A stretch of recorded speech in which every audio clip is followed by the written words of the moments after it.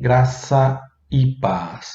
No Evangelho de João, no capítulo 6, verso 39 e verso 40, diz assim: E a vontade do Pai que me enviou é esta, que nenhum de todos aqueles que me deu se perca, mas que o ressuscite no último dia. Porquanto a vontade daquele que me enviou é esta, que todo aquele que vê o Filho e crê nele tenha vida eterna, e eu o ressuscitarei no último dia. Crer no Senhor Jesus não se trata apenas de acreditar na sua existência, mas sim de acreditar nele a sua vida, confiar a ele todas as suas certezas, ao ponto de negar-se e segui-lo, crer na sua obra redentora que nos lava, nos perdoa, e crer na sua palavra que nos dá uma direção para uma novidade de vida. Essa decisão de crer lhe salva hoje, lhe dá a vida eterna hoje. Ou seja, se eu creio no Senhor, eu já tenho a vida eterna, eu já estou salvo e não apenas terei, ou serei no futuro salvo, ou apenas depois da morte. Agora, a ressurreição dos mortos, essa sim, se dará no último dia. Ou seja, se eu morrer hoje, no Senhor, morrerei salvo e com a vida eterna garantida. Minha alma será guardada no paraíso ou no seio de Abraão, assim como a alma do ímpio será reservada no inferno ou no Hades, ambos à espera do grande dia da ressurreição. Por isso que Jesus disse que é dos sepulcros que ouvirão a sua voz, é do cemitério, ou seja, da onde estiver aquele corpo ou seu corpo lá enterrado. O Evangelho de João, no capítulo 5, verso 28 e 29, diz assim: Não vos maravilheis disto, porque vem a hora em que todos os que estão nos sepulcros ouvirão a sua voz, e os que fizerem o bem sairão para a ressurreição da vida, e os que fizerem o mal para a ressurreição da condenação. E em Apocalipse, no capítulo 20, verso 13, diz assim: E deu o mar os mortos que nele havia, e a morte e o inferno deram os mortos que neles havia, e foram julgados cada um segundo as suas obras. Até o mar vai entregar os mortos que lá estão. A morte, que é um inimigo, vai devolver os mortos. O inferno, o Hades, o lugar onde estão as almas dos ímpios, vai entregar essas almas para que sejam ressuscitadas, para serem julgadas e sentenciadas conforme as suas obras. Os salvos ressuscitarão direto para a vida eterna, pois ao receber Jesus, sua sentença já foi cravada na cruz e já todos estamos de vestes limpas pelo sangue do Cordeiro. O dinheiro, o poder, a fama, a influência pode lhe proporcionar muitas coisas, resolver muitas situações, porém nada do que tenha que lhe dá vantagens em muitas coisas resolve a sua questão com a morte e com a salvação. Aí também vem o porquê de tantas religiões, seitas, crenças, onde cada uma delas vão dar uma explicação sobre a morte e o que vem a seguir. Mas somente o cristianismo genuíno e bíblico apresenta uma proposta de vitória sobre a morte. Nós cremos que o homem não foi criado para morrer. Por isso, a sensação quando se pensa no assunto é negativo, ou quando algum ente querido morre, é triste. São momentos de tristezas. A morte é a consequência de um erro, de uma desobediência, o qual levou ao homem à contaminação de uma doença chamada de pecado, e assim transferido a toda a sua geração e criação, até chegar-se a nós. Eu nasci com uma doença chamada pecado em minha natureza, que me leva à morte. E, consequentemente, meus filhos terão essa mesma doença chamada pecado, que os levará à morte. Essa doença fatal existe e é real, mas a cura, o remédio também existe e é real. Como essa doença é fruto de uma desobediência, o remédio, a cura é fruto de uma obediência. Em Romanos, no capítulo 5, verso 19, diz assim: porque pela desobediência de um só homem, muitos foram feitos pecadores. Assim, pela obediência de um, muitos serão feitos justos. Jesus se fez carne, sem a genética pecaminosa, para que em um ato de obediência caísse sobre si os atos dos desobedientes. Por isso ele sofre e morre pelos pecados da humanidade.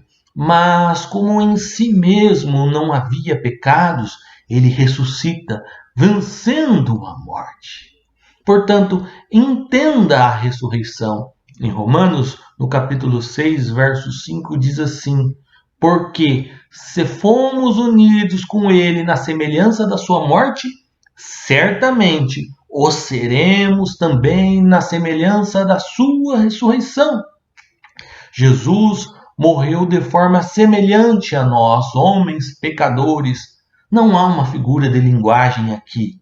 Jesus morreu na carne, de verdade, e no mesmo corpo em que viveu, ressuscitou. E o texto diz: da mesma forma será semelhante na sua ressurreição a nossa ressurreição.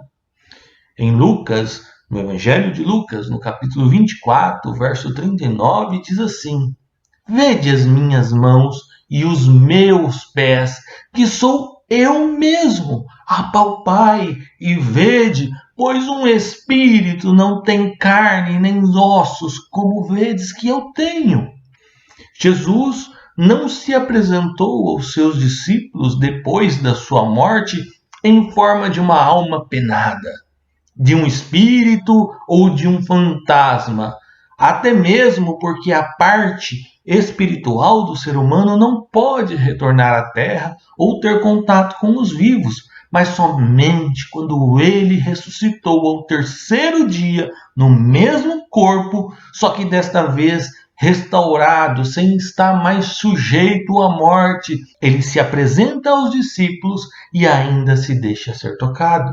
Jesus, no Evangelho de João, disse que iria ao Pai preparar-nos lugares e que viria outra vez para nos levar, para assim estarmos com ele, para todo o sempre. Em Atos, no capítulo 1, no verso 1, diz assim: os quais lhes disseram: homens galileus, por que estáis olhando para o céu? Esse Jesus que dentre vós foi recebido em cima no céu, há de vir, assim como para o céu o viste ir. Da mesma forma que ele subiu, ele vai descer.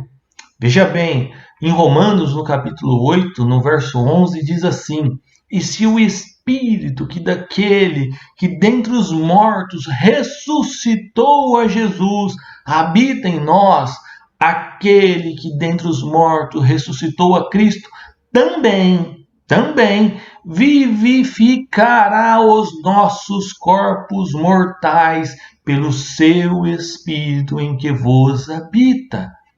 Seu Espírito Santo habitar em nós, que é o Espírito de Deus, o mesmo Espírito, este ressuscitou a Jesus, também vivificará os nossos corpos mortais. Nós somos moradas do Espírito Santo. Nós somos propriedades de Deus. Por isso Deus tornará a nos trazer de volta a vida para a eternidade com Ele. No Evangelho de João, no capítulo 20, verso 17, Jesus, já depois de ressuscitado, disse que ainda não havia subido ao Pai. Ou seja, no intervalo de morte de 3 dias, sua alma não foi à presença do Pai. Mas ao bandido da cruz, ele declarou que estaria com ele naquele mesmo dia no paraíso, o lugar de espera dos salvos para o dia da ressurreição. E então, somente depois da ressurreição, depois de ressurreto, Jesus subiu à destra do Pai. Em Apocalipse, no capítulo 6, apresenta as almas dos mortos salvos debaixo do altar.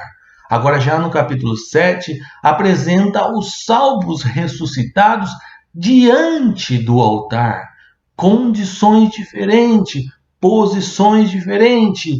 Em 1 João, no capítulo 3, verso 2, diz assim: Amados, agora somos filhos de Deus, e ainda não é manifesto o que havemos de ser. Mas sabemos que, quando Ele se manifestar, seremos semelhantes a Ele, porque assim como é, o veremos.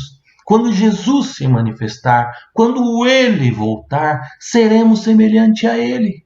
Da mesma forma que Paulo fala de uma semelhança na ressurreição, o apóstolo João, fala também de uma semelhança, ou seja, Jesus é o nosso modelo, o nosso exemplo em tudo. Quer saber como viver? Ore para Jesus. Quer saber como obedecer? Ore para Jesus.